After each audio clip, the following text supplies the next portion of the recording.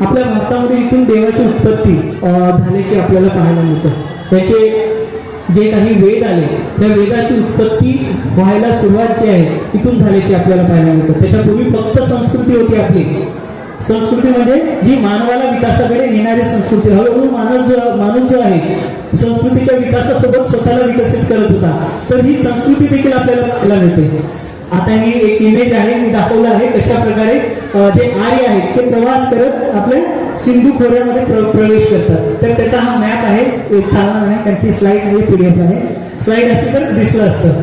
संस्कृतीसोबत श्रमण परंपरेचा विकास झाला कारण की बाबासाहेब बुद्ध आणि त्यांच्या धर्मामध्ये आपल्याला दोन संस्कृत्या प्रामुख्याने सातत्याने वारंवार सांगतात. श्रमण संस्कृती आणि ब्राह्मण संस्कृती या दोन्ही संस्कृतीचा उल्लेख करतात.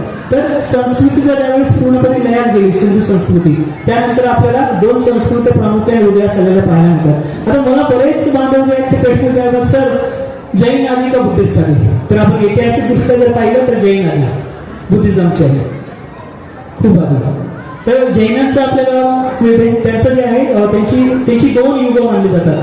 जो पूर्ण एक चक्र असतो त्या चक्रामधला अर्धा भाग जो आहे एक युग आणि एका चक्रामधला अर्धा भाग म्हणजे दुसरं युग. आता त्यांचं एक युग संपलं आहे आणि त्या युगामध्ये त्यांचे 24 तीर्थंकर झाले आणि त्यांचा जो ऐतिहासिक जो तीर्थंकर आहे तो साधारणपणे आपल्याला जो पार्श्वनाथ साधारणपणे इसवी सन पूर्व 8व्या शतकामध्ये त्याची उत्पत्ती झाली होती त्याबद्दलची माहिती मिळते. म्हणजे त्याचा ऐतिहासिक पुरावा जो आहे तो सापडतो.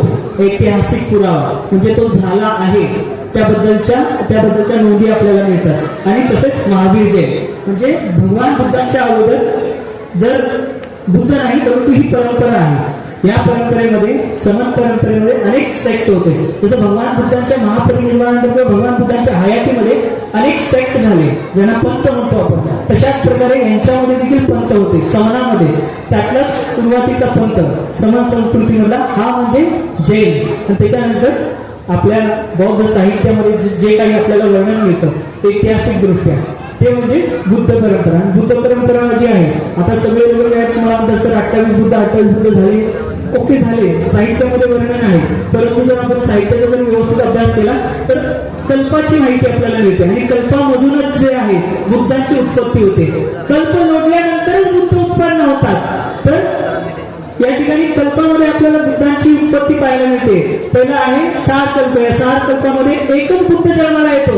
एक बुद्धाच्या वरती दुसरा बुद्ध जन्माला नाहीये.